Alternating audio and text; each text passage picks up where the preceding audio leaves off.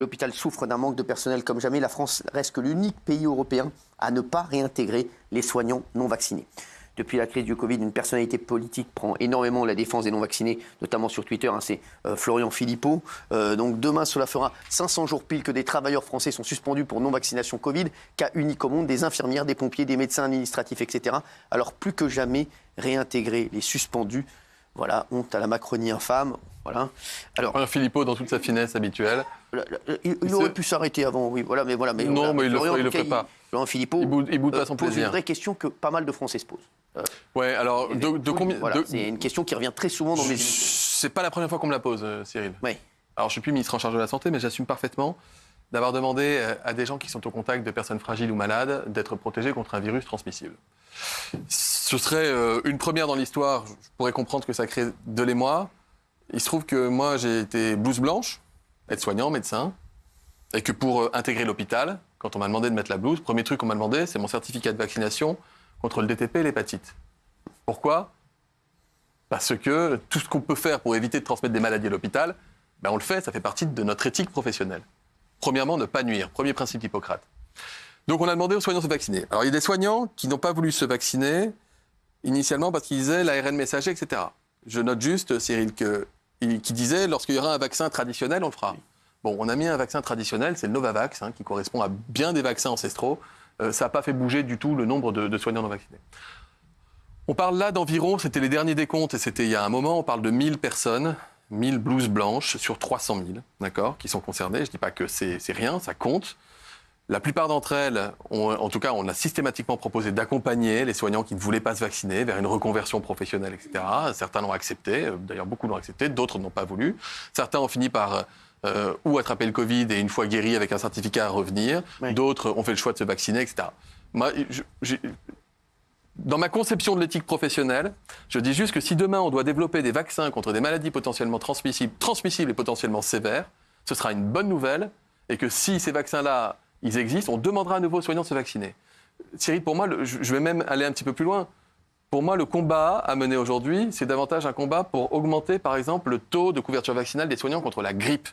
Parce que la grippe, quand on la chope à l'hôpital, quand vous êtes fatigué, que vous avez 80 ans, vous venez vous faire soigner à l'hôpital, c'est pas pour attraper la grippe.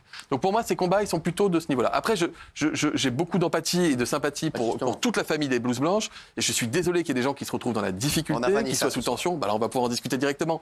Mais voilà, pour répondre à votre question. Vous n'avez vraiment aucune empathie pour nous, Vanessa, vous n'avez surtout plus d'humanité. Présentez-vous. Vous êtes infirmière depuis 10 ans, vous travaillez dans un service de psychiatrie carcérale avec des patients détenus et vous êtes vu interdire vos fonctions d'infirmière depuis le mois d'août 2022 pour avoir refusé la vaccination. Et aujourd'hui, vous êtes dans la galère. C'est ça. Donc ça, c'est ma blouse. Elle est raccrochée, vous m'empêchez de travailler, vous m'empêchez d'aller voir mes patients. Vous me parlez d'éthique, vous avez envoyé les positifs au lit du malade, alors que nous, négatifs, on est chez COVID, nous. madame. Non, vous me laissez, s'il vous plaît. Regardez un petit peu l'heure qu'il est. Donc, vous osez me parler d'éthique. Chez moi, l'éthique, en fait, c'est de respecter le consentement du patient. C'est de lui dire si cette injection expérimentale, elle va le rendre malade ou pas.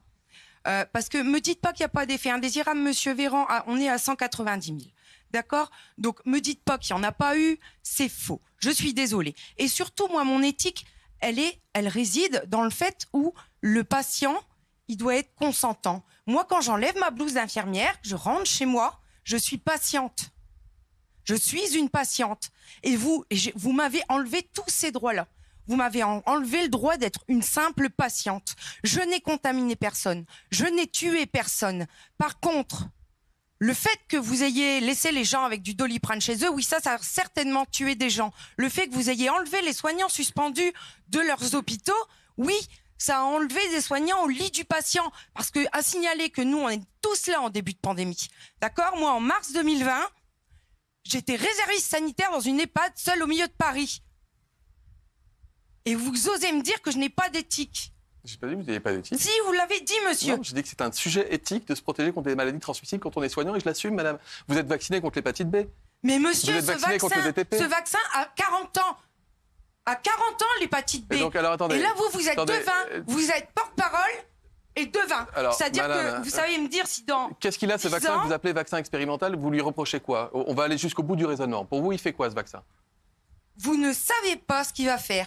Dans la notice, il est noté, et vous êtes médecin, vous devriez le savoir, vous devriez lire les notices.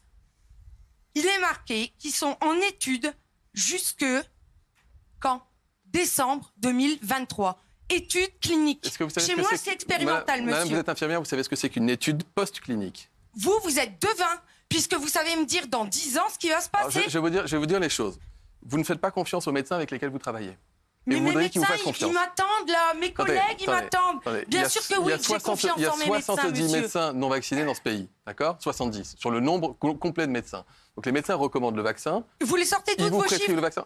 Des chiffres nationaux, en fait. Ah bon? Parce qu'au national, par exemple, on doit être 400 soignants suspendus. Je reconnais, je peux comprendre. Actuellement, on est plus de 1500 sur une simple carte faite par un monsieur. Non, c'est pas une carte faite par un monsieur. C'est du déclaratif de la part des soignants eux-mêmes. Mais c'est pas grave. Mais vous croyez quoi? Donc le vaccin n'est pas expérimental. Vous avez des milliards d'humains qui ont été vaccinés. Vous êtes soignante. Vous n'êtes pas patiente quand vous travaillez dans un hôpital ou auprès de malades. Vous n'êtes pas patiente. Donc, vous êtes soignante. Eric. Mais vous avez le droit. On vous a pas vacciné de force.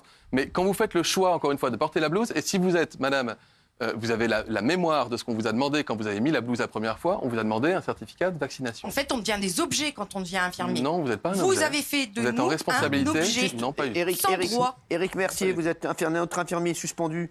Vous avez 52 ans, infirmier à Nantes, suspendu depuis novembre 2021. Voilà, incroyable, incroyable. Ce qu'on vient d'entendre, tout à fait spectaculaire. Tout à fait spectaculaire. Alors, qu'est-ce que vous lui reprochez au vaccin? Non. Je voudrais qu'on aille un peu au fond des choses. Justement, parce que vous êtes, on va aller au fond des choses. On va vraiment aller au fond des choses. Qu'est-ce qui provoque? J'ai envie de vous proposer deux choses, parce qu'il faut gagner du temps. Moi, je vois l'heure qui passe. Et peut-être même de vous faire un cadeau, si vous accepterez, on verra. Plaisir, j'accepte tous les cadeaux. Première des choses, moi, effectivement, c'est de rentrer un petit peu dans la logique avec la réintégration des soignants suspendus. Ok, on en a déjà parlé. On est le dernier pays dans le monde à être à la ramasse complètement. On parle que de pure logique. Vous rendre service à tout le monde. Vous parliez tout à l'heure de garder des artisans sur place, de garder des artisans en vie. Est-ce que vous voulez garder des soignants? Première chose, il faut les réintégrer. C'est pure logique. Mais deuxième chose, est-ce que vous acceptez, là, face caméra, devant 2, 3, 4, 6 millions de personnes, peu importe. 22 millions, carrément. Mais si, allez. Un jour, ici même, là, de venir répondre, parce que là, c'est facile, nous, on est les salariés subalternes, mais un jour, de venir rencontrer en face à face le docteur Amin Umlil. Lui, il a des choses à vous dire, il a des choses à vous expliquer, ce médecin. Notamment, qu'est-ce qui s'est passé en mars 2021? Il y a un homme qui a écrit au Conseil d'État. J'en ai eu quelques-uns vous avez depuis le début de la crise. Qu'on en parle, vous avez peur, vous me coupez la parole, vous êtes gêné, c'est logique. Non, en mars 2021, quelqu'un a écrit au Conseil d'État. Attention, ce vaccin sera limité dans l'efficacité, il y aura des problématiques de variants et la transmission sera énorme. Voilà, c'est vous qui avez écrit ça et juste après, c'était « vacciner, tous protégés ». Moi, j'aimerais qu'on pense un petit peu à Karine, une collègue de l'hôpital public qui s'est suicidée, mère de famille avec 2 enfants. Nous, on rigole pas. Hein. Moi, ça fait 30 ans que je suis dans le soin, 22 en soins palliatifs. Je suis passé par les pompiers de Paris, hôpitaux militaires, hôpitaux parisiens. J'ai vacciné toute ma carrière. J'ai vacciné des stades entiers. Ma femme, mes enfants, je les ai vaccinés sur le H1N1. Maintenant, on m'appelle anti-vax, mais je crois rêver. J'ai toujours été à jour, sauf que quand je présente mes IgE, mes anticorps hépatite B, ça marche. Et je me fais mon hépatite B comme un grand. Mais quand je présente mes anticorps naturels SARS-CoV-2, on me dit non, ça fonctionne pas. Dans mon service, monsieur, j'ai vu des gens de 94 ans guéris nettement à l'ivermectine. Vous avez refusé de parler à 500 médecins qui vous ont mis en référé au Conseil d'État, vous pouvez soupirer. Bah non, mais 104 études randomisées, 27 pays. Est-ce qu'on termine le manifeste et je vous réponds ou pas? Je termine. C'est un secret de polichinelle et vous refusez de parler au docteur Amin Umlin, vous refusez de parler sur la logique. Et moi, j'ai toujours vacciné. Aujourd'hui, où est-ce que je suis? Aujourd'hui, où est-ce que je suis? Vous nous méprisez depuis 3 ans. Je voudrais reprendre. J'ai presque fini. Je voudrais reprendre mon travail. On n'est pas dans un dialogue, on est dans un espèce de boulot vulgaire. Et vous savez où je suis, monsieur? Je termine là-dessus. Je vide des poubelles en usine alors que mon métier, c'est de soigner. Les gens qui sont ici doivent savoir, hein. C'est la bérésina sur la gestion de la crise sanitaire, mais c'est l'évaporation des soignants.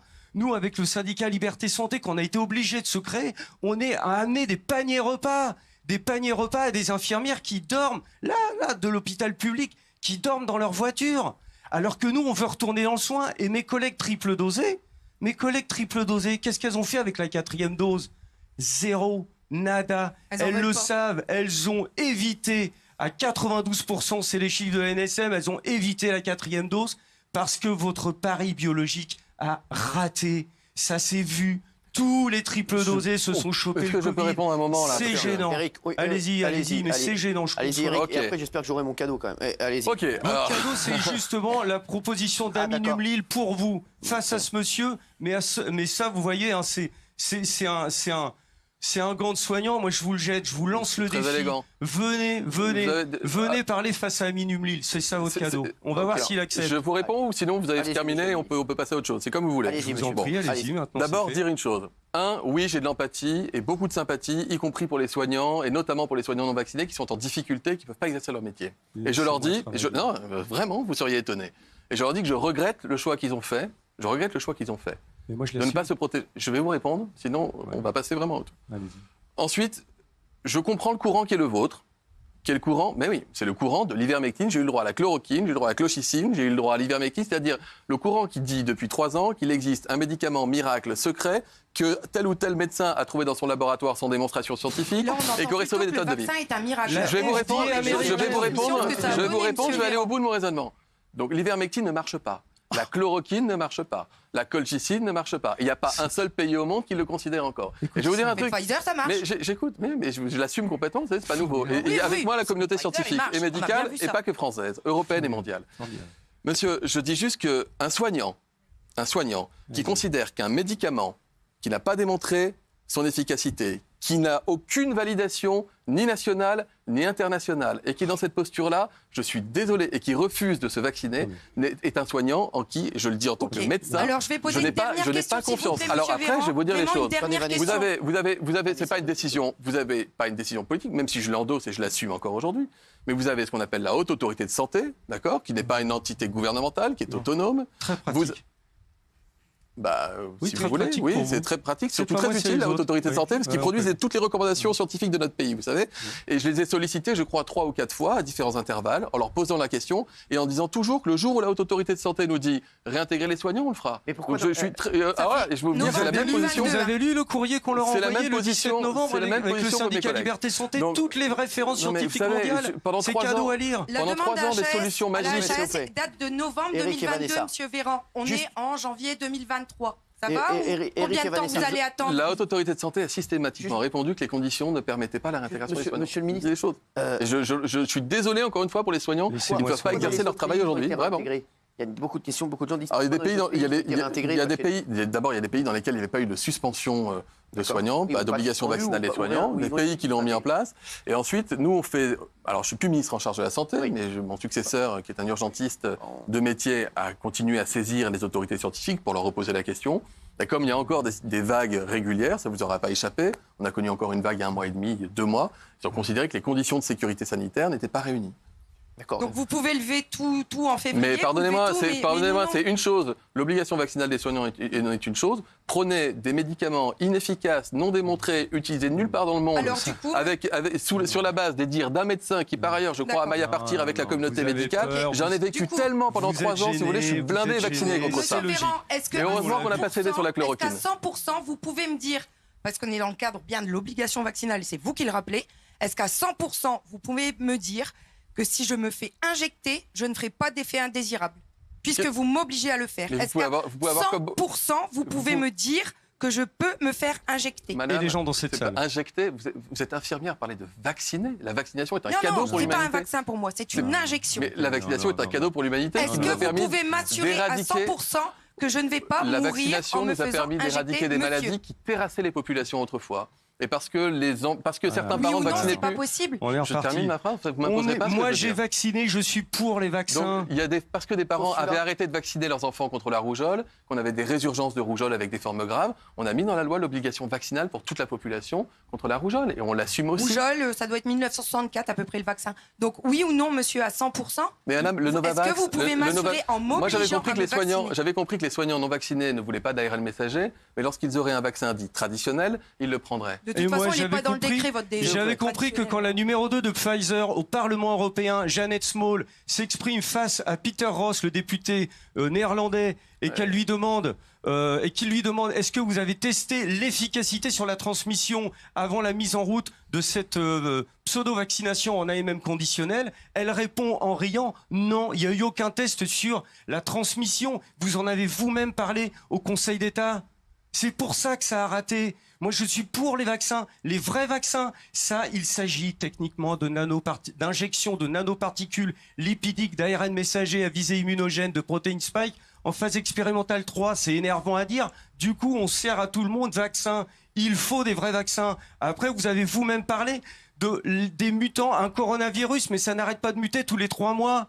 Est-ce que vous faites vacciner quelqu'un de la grippe avec le vaccin de l'année dernière? Vous seriez étonné, mais le vaccin qu'on propose chaque année, c'est un vaccin qui tient compte des souches de l'année précédente pour anticiper les mutations de l'année en cours. Et qui se projette sur l'année d'après. OK.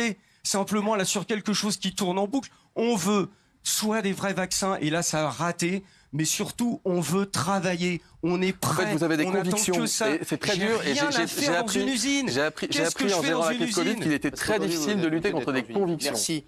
Donc moi, je vous donne ma conviction, qui n'est pas une conviction, qui est un avis, est une recommandation et qui est étayée par la communauté scientifique. C'est qu'on a un vaccin qui a sauvé beaucoup de vies, que ça vous... L'hôpital public. Je suis désolé que vous ne le voyez pas comme tel. C'est deux sujets qui sont différents. Elle ne meurt pas parce qu'il y a des soignants qui sont non vaccinés. Merci, Eric. Merci, Éric.